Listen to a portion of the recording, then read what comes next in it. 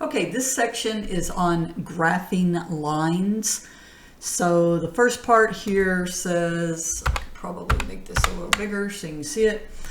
Says for the equation here, find 3 ordered pair solutions by completing the table. So if I know y is 0 and I plug in a 0, then that means x is 5. And so it says find 3 ordered pairs. So if I want to plot this, oh, I guess I have to click. I'm like, what's happening? All right, so now you can see I have no idea what's going on. All right, I had to click check answer. So now the next order pair says x is 2. So if I throw that to that side, 5 minus 2 is 3, but notice that negative, so I think that would be negative 3. And then if this is negative 1, y, a negative and a negative 1 would be a positive 1. When you move it to the other side, 5 minus 1, this would be 4. And so from here, I guess I'm going to click here to enlarge the graph. I am going to plot these. I can plot this as a line. And so graph to plot the first point, 5, 0, sounds like that would be an easy one. Notice up in the upper right hand corner, it shows the point. So I can click to put that there. And then 2, negative 3. And I save that and I check my answer and it says fantastic. All right, so that's going to be kind of the first part of this that you will go through. If you have something that just flat out says graph this linear equation, what you could pick points. I mean, that is one thing that you could do. What I probably would do, I don't know which one you would find easier to do. So x minus y equals negative 7. I'll show you both ways. X minus y equals negative 7. You could do the same thing, right? You could come over here and you could, and it looks like you only need 2 points. You could let y equals 0 and then x is negative 7. And you could let x equals 0, so that'd be negative y, that would be positive 7. And for something like this, that might be enough. So I think I wrote those wrong.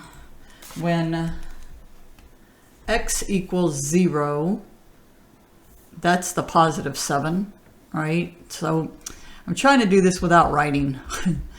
And so negative and a negative would be a positive. When y equals 0, then x is negative 7. So let's see if I can graph it with that. So 0, 7, and negative 7. So 0, 7, boop, and negative 7, 0. And save that. And I got it. Sometimes they're not that nice, like say something like this one. I mean, probably the intercepts are always going to be the best way to graph. Let's try this one. 4x minus 2y equals 16. 4x minus 2y equals 16.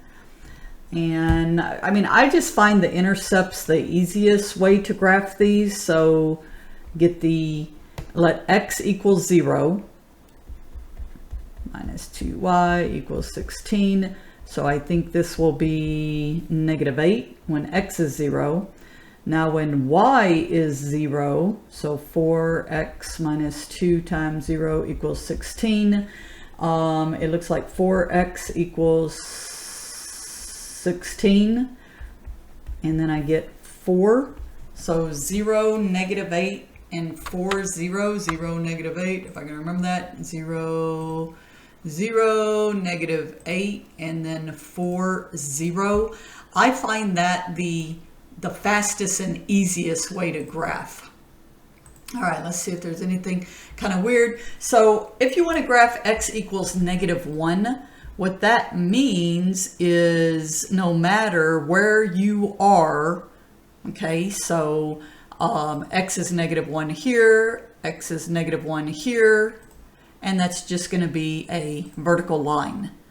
Y equals 9, that's going to be my horizontal line. And again, it doesn't even matter if you're out here, you can just be anywhere. Just find 2 points where y is 9 for 1. If I have something like x equals negative 3y, and the issue now with, you know, plugging in zeros is you're going to just get the intercept, and you're going to see that this goes through the origin, meaning if you let x equal 0 and then you solve for y, you're going to get 0. Well, if you let y equal 0, you're just going to get 0. So that's not going to do you any good. That's just giving you that 1 point. But what you could do, this is where if you solve this for y, right, meaning that, let me move this here and this there because I want the y on this side. So that's going to make that positive, this negative. And now I need to divide by 3. So I get y equals negative, and I'm going to write it like this. And we already know that that was the y-intercept.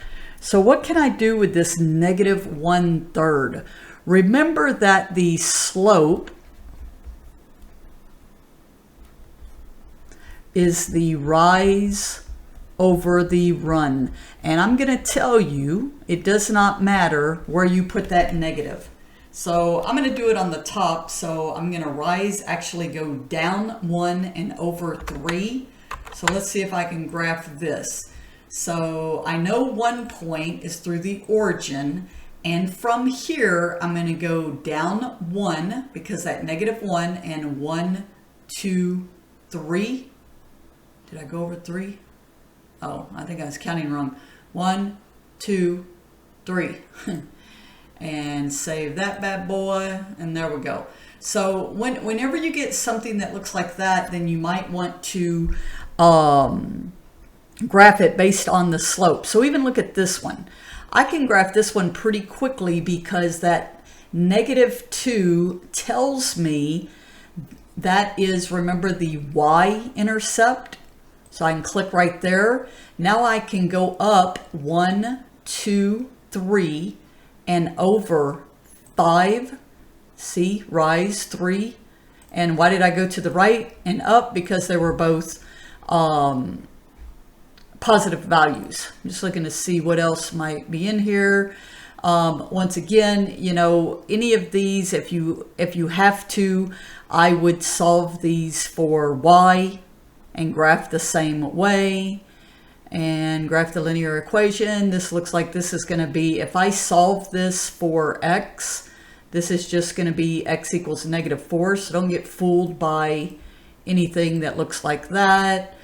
And that should get you through these. If you have any questions, as you always know, just click that get more help, ask my instructor, and it will send me your exact problem, and I can shoot a video in case needed.